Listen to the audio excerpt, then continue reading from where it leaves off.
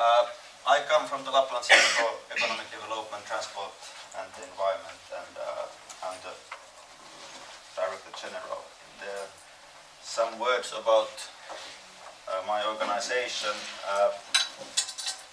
Not too much, because there's a big governmental reform in Finland ongoing, and ELU centers will be the operation will be transferred into counties, and therefore in 1st of January 2020 there won't be any ELU centers in Finland, probably, if the legislation goes through. But anyway, this is how we are managed. There's lots of ministries which are guiding ELU centers in Finland, and we have 3, we call them responsibility areas. One is business and industry, labor force competence, and then we have transport and infrastructure, and environment and natural resources. And each of the responsibility areas have the dedicated director, and one of the directors also acts as Director General. If we go a little bit closer to this transport sector, we have 4 departments or units: transport system and planning, and road management programming, and these are kind of similar for all these 9 transport ELU centers.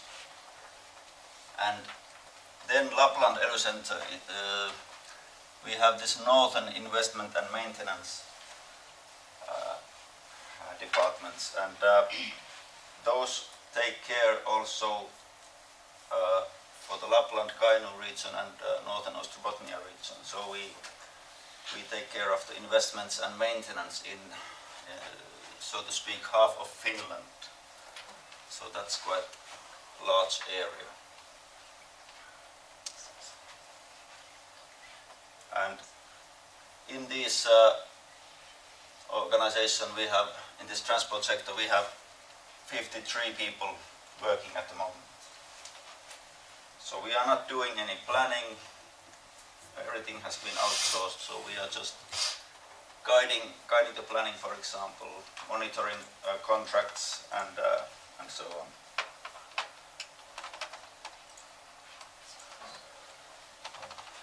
Something about Lapland. This is the import and export in different counties, and even though Lapland, there's only a little bit more than 3% of the people of Finland living in Lapland, but we produce almost 10% of the export of Finland.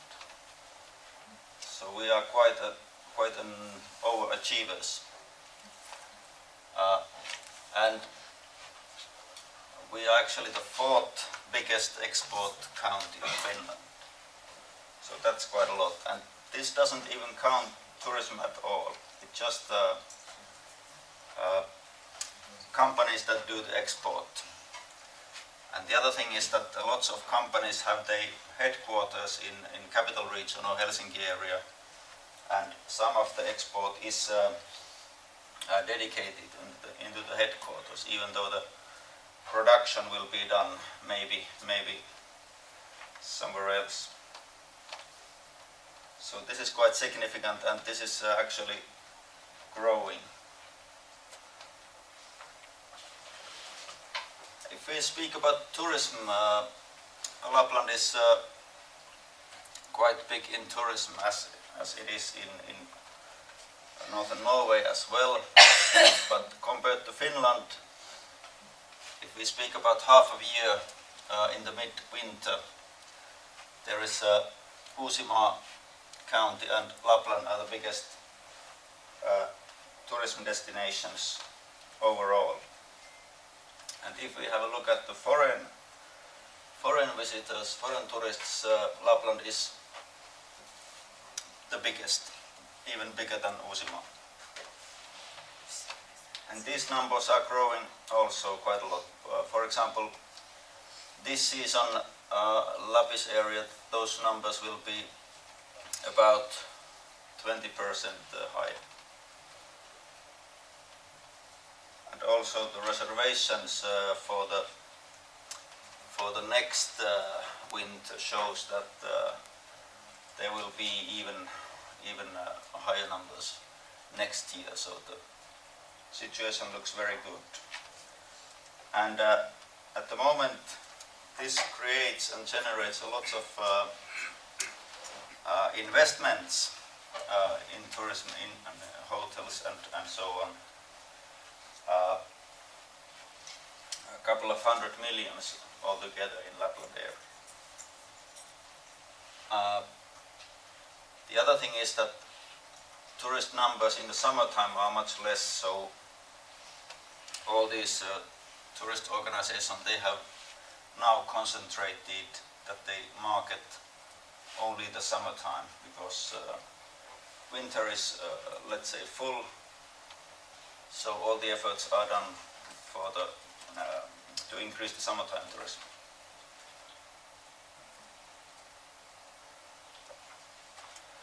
So why we need these good connections in this area? This is a combination of we call them probable investments or investment potential in this Barents region. And as you see, the investment potential is extremely high. It's a little bit less than 200 billion euros in all these regions. And these are actual real projects. These are not just like what we hope that these are actually real projects that are in some stage. And these are not all they won't be up and running in 15 years, but let's say maybe half of this project will start in the next 10 years. And the sectors, there's a wind energy, oil and gas are the biggest ones, and transport is very high also. Mining is very high. And in all those regions there are big numbers. In Västerbotten, Norrbotten, Northern Norway, Oulu region, Murmansk, Arkhangelsk region. So that is why we need also these east-west connections in this area. If we speak about the European corridors, I think in this picture are all the corridors that have been mentioned ever in let's say, in the European context. And the big corridors at the moment, they are here, but in this area there's actually not so many east-west connections, which are vital also.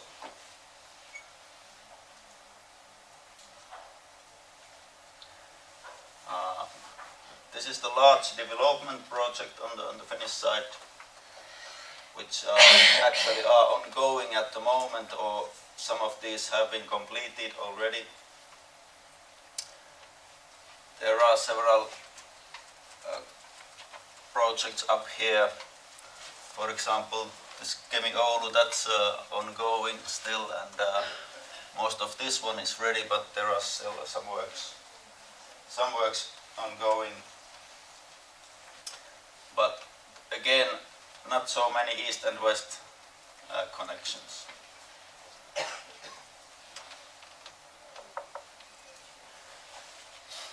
This is actually the map from this joint Barents transport plan. It was made together with Norway, Finland, Sweden and Russia. And this is actually the time we noticed that we have some missing links in this area. We noticed that there are lots of traffic, for example, between northern Norway and Murmansk, and most of that traffic travel via Finland. But because of this project was in such a stage that the political discussion had been done already, but we noticed that these east-west connections are missing, so we couldn't just draw the line there because there was no political discussion done in that way.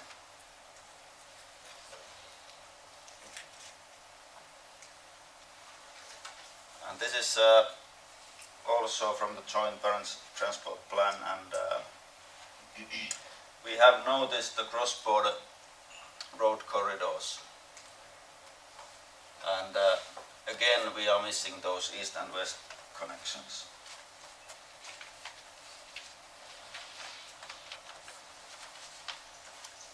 We have actually the Botnian corridor. That's we have an agreement with Sweden that the European TEN-T corridors extend only southern parts of Scandinavia. It's like Stockholm, Helsinki and so on, in southern Finland. And Finland and Sweden are proposing that this Botnian corridor will be added into this European TEN-T corridors.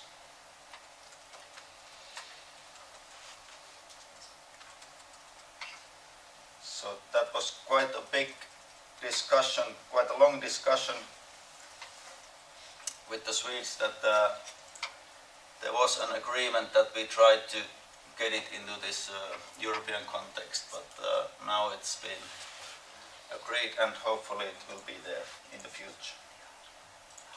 But at the same time we should have connections from this corridor also towards Norway, towards the Arctic Ocean, because the importance of the Arctic is growing.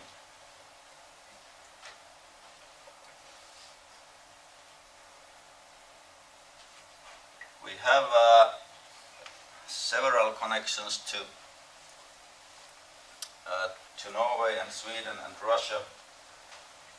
Most of the connections from Finland actually. So we have 14 places, cross-border places in Lapland region only.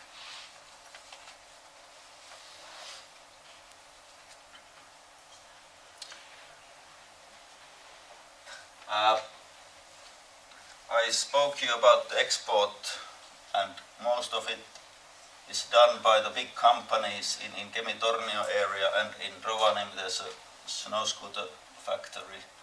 There are mines in Kittilä close to this area, and in Sodankylä big mines, and in the planning process there is actually a Chinese company. They are starting to build a biorefinery in Kemijärvi. The total value of the project is 1 billion euros. And it will take about 2.5 million cubic meters timber into this refinery. So if and when they start to build this one, we need to have good connections into this factory, and to get the timber in, and also to get the products out there. So that's one of the reasons we need better connections. There's another similar kind of investment in Kemi. Another Chinese company, Kaidi, and they are planning a biodiesel factory in Kemi, which is also using timber. It may come a little bit later than the other project, but it's also about 1 billion euro, the total investment. Then we have several mines which are in a process of environment assessment or even further than that. And of course, if these mines will be started, it will generate a lot of heavy traffic, especially. So there are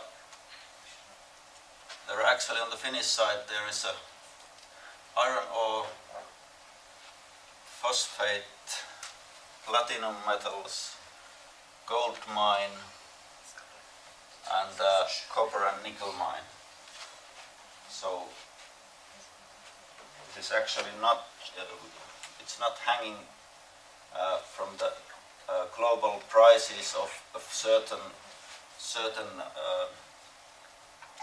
metal, because all these mines are different. And actually just outside the border on the Swedish side there is another iron ore mine, and they have been discussing also which direction they will transport their stuff. Will it be towards Narvik or towards Gulf of Bothnia on the Finnish side?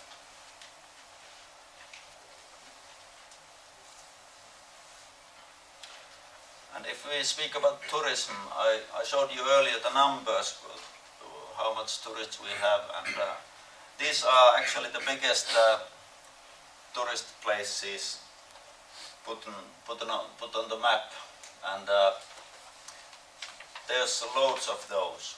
And I forgot to mention about those tourist slides that the number of visitors staying, that was the official number, and it includes only the places that have 20 or more beds where people stay.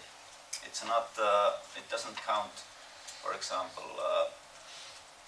private cottages that people are renting.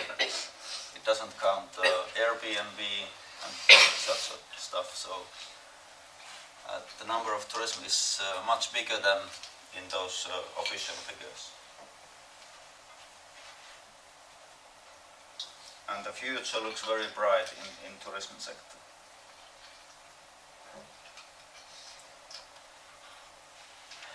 About the development needs, so we have done some border crossing points. We have done already improvements in Kilpisjärvi area, and this summer we will start the Kivilompolo area. We have common border crossing points with Norway in those places, and yes, actually on the Russian border, this Raja-Jooseppi, that will be renovated also in the near future.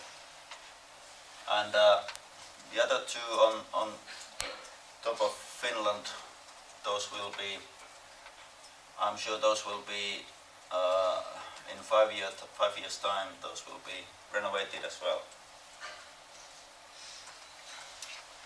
We have a road improvement ongoing at the moment in this Nellim road.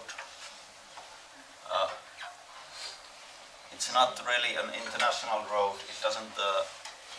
There's no connection actually to Norway or Russia, but there is a road, but it's not allowed to cross the border there. But we have a common project with Norway in this Kamanen-Eiden road.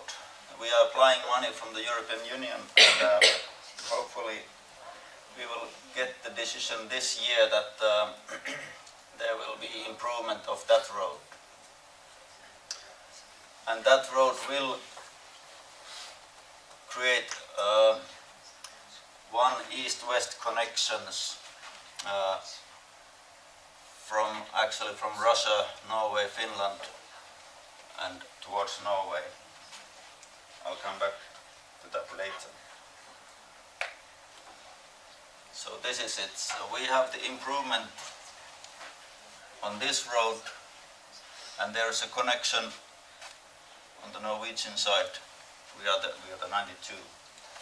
This used to be actually different numbering of these roads on both sides of the border, but now we have harmonized that together with the Norwegians, that Highway 92 will lead from here all the way through Finland to Neiden. So it's easier to speak with one road, one number. The other thing is that we also had this road from Palojoensuu towards Alta. That's it's actually now a European highway number 45. This was a very big, very long-lasting operation, because it was United Nations that actually decides these European highways. So we make application about 2 years ago, and we have to wait 2 years until we get decision there.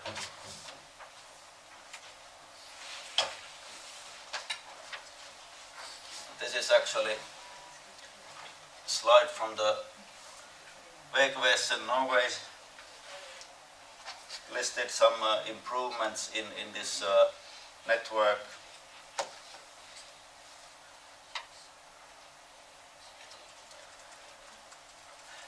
And this is actually the map for the refinery that will be built here.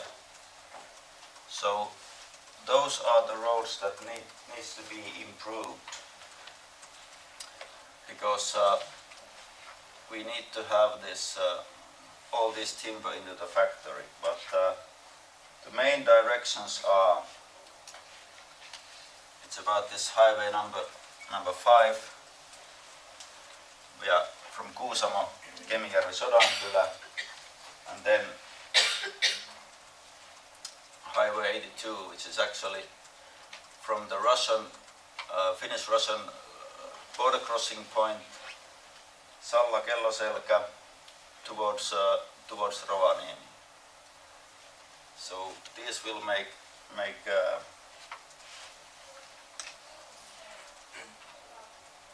good preconditions for this factory. But what else in the future?